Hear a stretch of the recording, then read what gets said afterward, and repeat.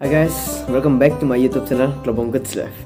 Ini video je thalam senang lake Jinu Vlogs kumato. Nang rijak nan ukan ke lani chiti doti ke kang hun pajir verji kai ke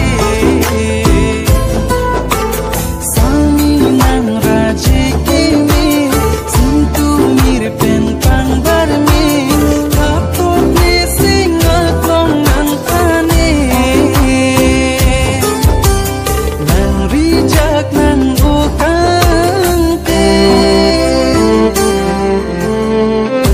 Itum katoke sampai sini Jinu Vlogs lake inut mesan YouTuber. Jinu Vlogs pe najok pinang an YouTuber karbitum YouTuber cimalong. Jinu Vlogs pe najok pinang an menitum YouTube pen tangka cipalong long tang. Alang li kumalo ini biodata rapen alang li koson kitu kita alam citaram sina. To nanti pancing luna. Alang li hello Jinu Vlogs.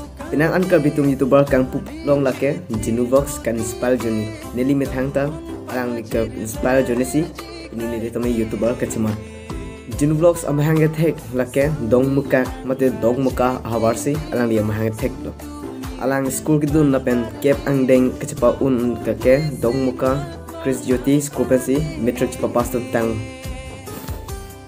metric pas derpi alang li SS ke Charlie dun lake Don Bosco Junior College di 6 mile abang 6 Charlie dun. Adak pensi alang li second year semi cepa pas pun. Jinu Vlogs han just met kacholong nanji kinang sot. Jinu Vlogs pe najok itum kithek long lepin kidam long lepin alang sun semi tum han paklang pon lap nampat hek long lang lap do.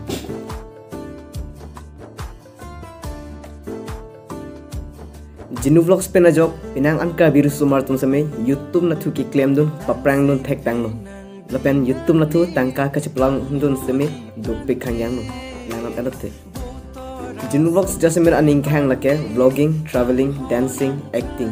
Alang li kiklemo seme tum hiljume hang tudum bom semen.